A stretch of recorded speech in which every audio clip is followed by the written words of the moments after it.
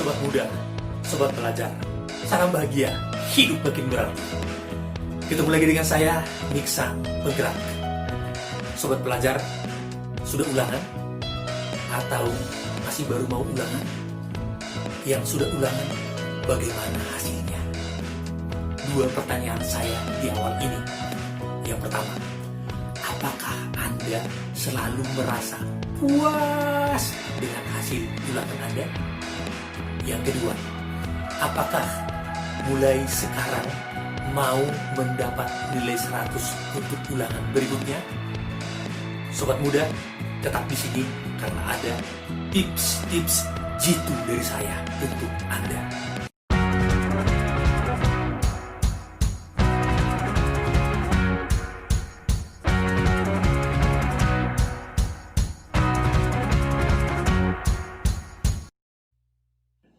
Sobat pelajar, sebenarnya tidak perlu Anda bekerja keras untuk mempersiapkan ulangan.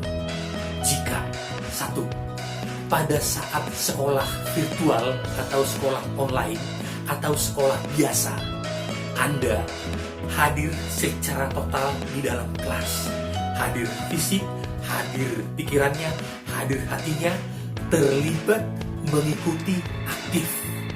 Kemudian yang kedua, setelah selesai sekolah virtual, sekolah online, atau sekolah biasa, sore atau malamnya, Anda membuat ringkasan singkat mengulang materi pelajaran itu. Atau pada hari-hari berikutnya, sebentar Anda baca, sehingga materi pelajaran itu menjadi lengket di pikiran Anda. Nah, berikut tips-tips menghadapi ujian dari saya. 1. Buatlah target nilai yang mau dicapai. Usul saya beri target 100. Mengapa? Karena semakin besar target, maka usaha dan motivasi kita semakin besar juga. Buatlah target yang rinci dan jelas pada waktu tertentu yang membuat pikiran kita bekerja semakin efektif. 2. Pahamilah poin-poin penting. Poin-poin penting itu biasanya terdapat di judul, subjudul, atau materi pelajaran itu sendiri. 3. Hafalkanlah. 1. Untuk mata pelajaran sosial, kutipan, ucapan, perjanjian-perjanjian, peristiwa-peristiwa, tanggal, bulan, tahun, orang-orang yang terlibat di situ, termasuk juga tempatnya. 2. Untuk mata pelajaran eksakta seperti matematika dan IPA. Kalau ada rumus-rumus, dihafal dengan cara kerjakanlah contoh-contoh soal dengan menggunakan rumus-rumus yang ada. 4. Maksimalkan cara belajarmu. 1. Yang tipe auditori. Pada waktu kamu sedang belajar, baca bersuara. Atau pada waktu kamu membaca bersuara keras, rekam suaramu, kemudian dengarkan berulang-ulang kali. Yang kedua, yang tipe visual. Pada waktu kamu sedang belajar, boleh kamu sambil menulis supaya kelihatan ada tulisan, atau kamu menggambar, boleh buat simbol-simbol supaya mudah teringat, atau juga sambil menonton kalau ada film atau kalau ada video pembelajaran. Yang ketiga, bagi kamu yang bertipe kinestetik, pada waktu kamu belajar boleh tulis juga, karena dengan menulis tanganmu bergerak itu menghadirkan sensasi rasa. Kemudian juga masih dengan tipe yang kinestetik, sambil menghafal kamu gunakan gerakan-gerakan tubuhmu, mungkin menghafal kata tertentu, melihat ke kanan, melihat ke kiri, atau dengan gerakan tangan, atau dengan gerakan kaki, atau mungkin dengan tubuhnya berpindah ke kiri, berpindah ke kanan, atau melompat. Itu sangat membantu. Saya masih ingat ada satu pengalaman pernah mengawas di salah satu sekolah. Pada waktu ulangan ada seorang siswa, waktu mengerjakan, saya melihat dia angkat tangannya, kemudian dia goyangkan kepalanya. Ternyata itu caranya mengingat kembali yang dia pelajari mungkin sebelumnya, karena dia adalah tipe kinestetik. Itu contoh. 5. Maksimalkan menghafal dan memahami dengan cara buatlah pertanyaan-pertanyaan sendiri sehubungan dengan materi pelajaran itu, lalu kamu jawab sendiri. Lakukan berulang kali. Yang keenam, yaitu dengan belajar bersama teman. Sekarang dengan kemajuan teknologi ini, gunakanlah gadgetmu sebagai sarana untuk saling memajukan dengan cara boleh lewat SMS atau chatting. Silahkan kalian gantian, ada yang bertanya, ada yang menjawab.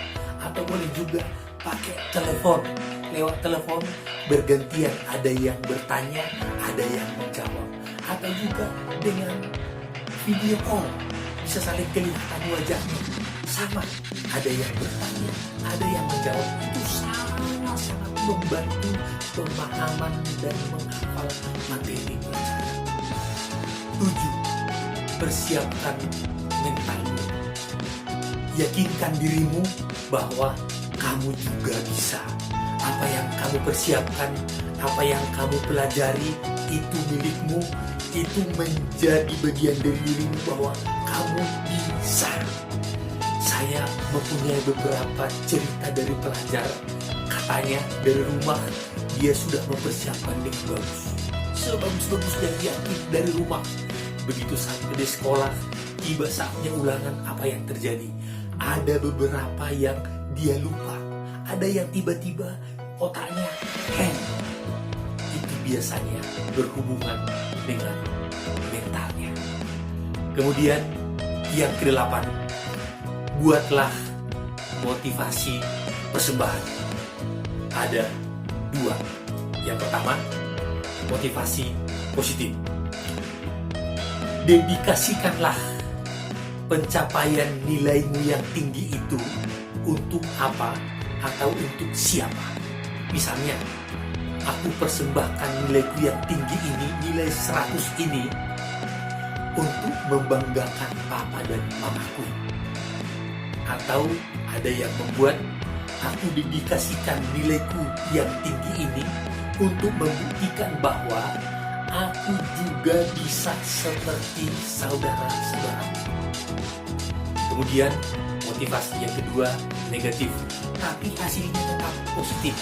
Misalnya, ada yang mendedikasikan supaya dia mendapat nilai yang tinggi untuk mengalahkan nilai seseorang yang sering mengejek atau menghina dia. 9.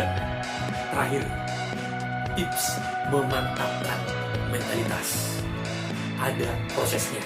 Yang pertama, kamu pilihlah satu tempat yang tenang dan nyaman.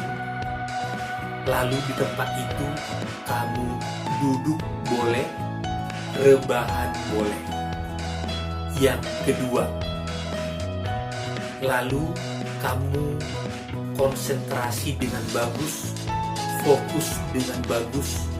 Awalilah dengan nafasmu yang dalam.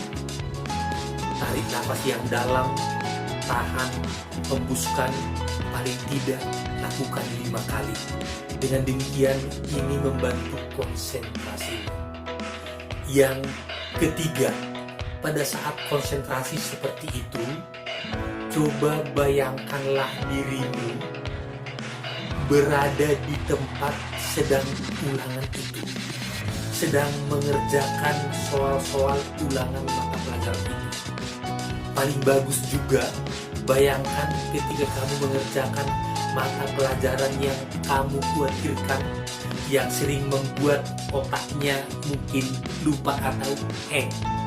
Lakukanlah itu berulang kali sampai sungguh-sungguh kamu merasa tenang. Akhirnya nanti ada rasa tarikan nafas yang dalam, kita merasa puas, kita merasa plong. Coba lakukan dengan bagus. Teman-teman, demikianlah 9 tips menghadapi ulangan dari saya, Nix, sang penggerak. Semoga berdaya guna, sukses untuk kamu para pelajar, dapat nilai 100.